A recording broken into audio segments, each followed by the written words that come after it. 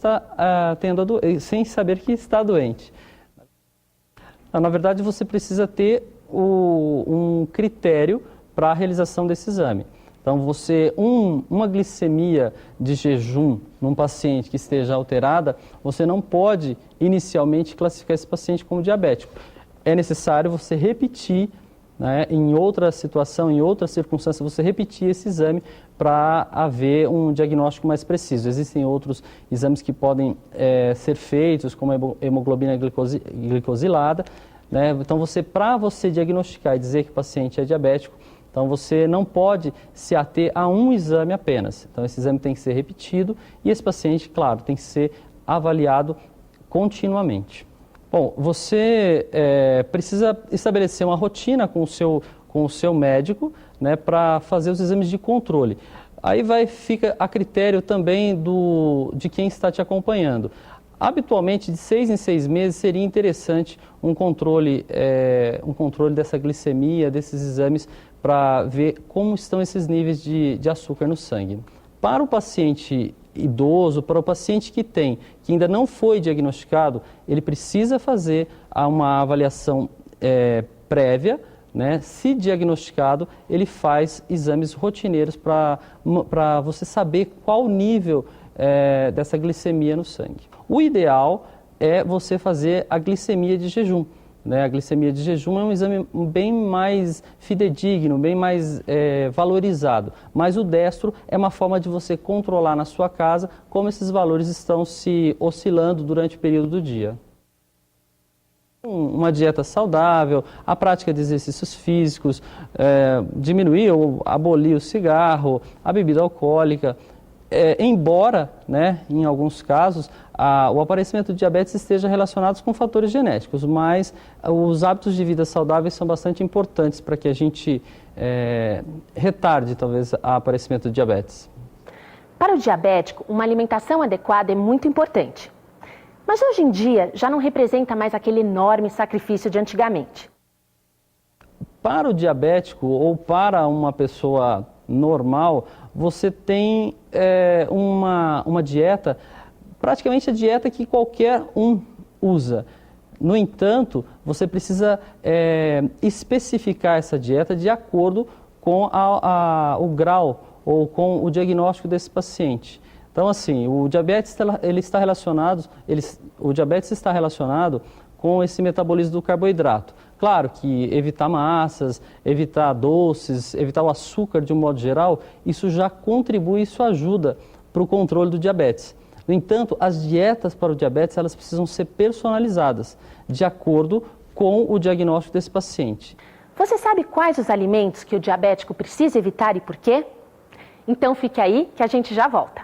Precisa evitar de usar principalmente os carboidratos que sejam industrializados, aqueles que tenham um poder de aumento dessa glicemia mais elevado, porque senão você vai aumentar a glicemia e isso vai ser prejudicial, isso vai gerar uma dificuldade maior de você controlar essa glicemia no seu organismo.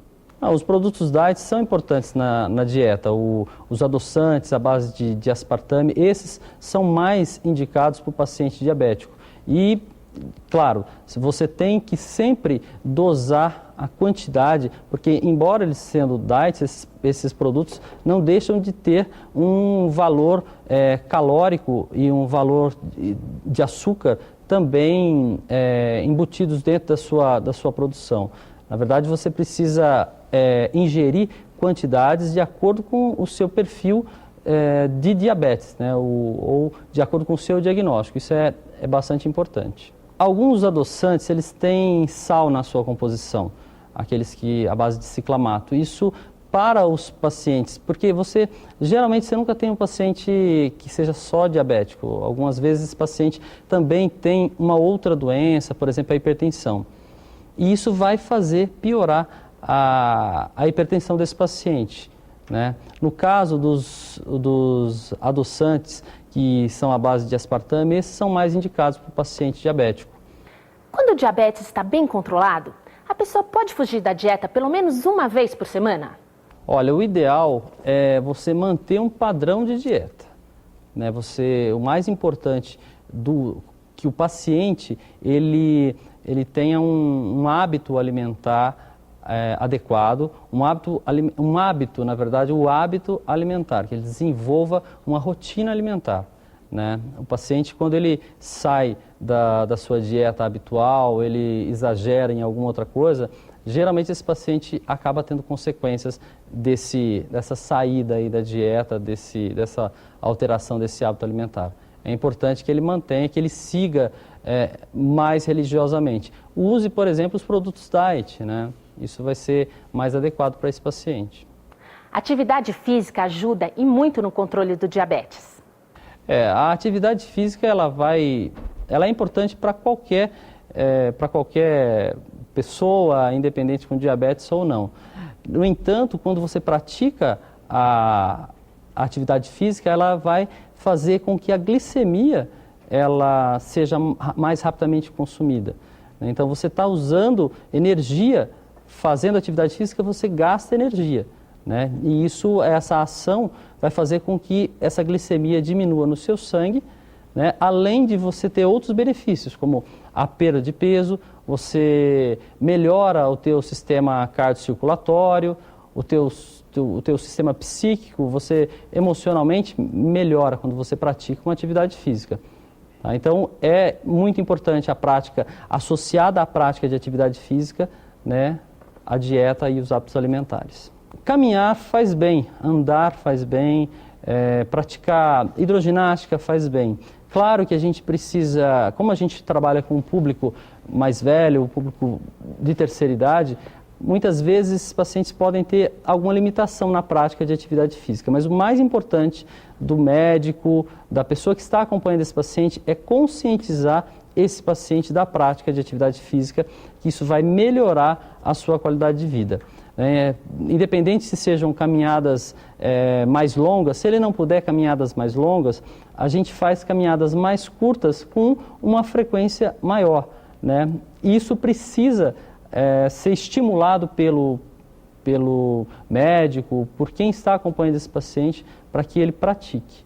Olha, a prática de atividade física, ela começa com o hábito, com o dia a dia. Se você puder, pelo menos 3 vezes por semana, praticar 1 hora de atividade física, mesmo que você comece 15 minutos, depois passe para 30 minutos, 1 hora, isso já vai trazer grandes benefícios.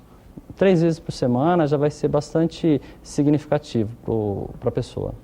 A partir do momento que você já se movimenta, isso já faz com que você esteja queimando calorias, que você já esteja queimando esse açúcar. Então, em pouco tempo, com a prática rotineira e cotidiana, você já começa a sentir efeitos bastante importantes. Será que existem chances de cura para o diabetes? Você vai saber no próximo bloco.